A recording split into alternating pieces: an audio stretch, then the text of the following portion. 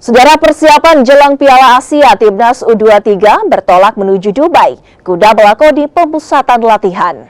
28 pemain diboyong pelatih Sinteyong untuk menjalani latihan dan 2 laga uji coba kontra Arab Saudi dan Uni Emirat Arab.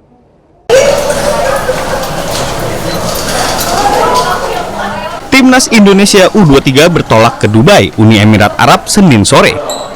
Mulai 1 hingga 14 April, Rizky Ridho dan kolega akan menjalani pemusatan latihan dalam rangka persiapan jelang Piala Asia U23. 28 pemain diboyong pelatih Sinteyong, termasuk beberapa pemain yang berkarir di luar negeri, seperti Asnawi Mangkualam, Pratama Arhan, Justin Hapner, hingga Nathan Choaon. Mereka tidak termasuk dalam rombongan, tetapi akan langsung hadir di pemusatan latihan. Selama di Dubai, Garuda Muda juga akan menjalani laga uji coba tertutup melawan Arab Saudi dan Uni Emirat Arab.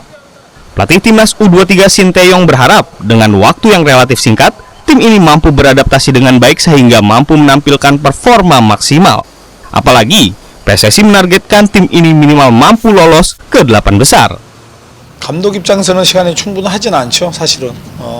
그렇지만 짧은 기간이지만 감독으로서 또 짧은 기간에 얼만큼 팀을 만들 수 있냐 이게 중요하기 때문에 그 짧은 시간을 잘 활용해서 좋은 팀으로 만들 수 있도록 최선을 다하겠다. Di Piala Asia U23, Timnas tergabung di grup A bersama Yordania, Australia, dan tuan rumah Qatar.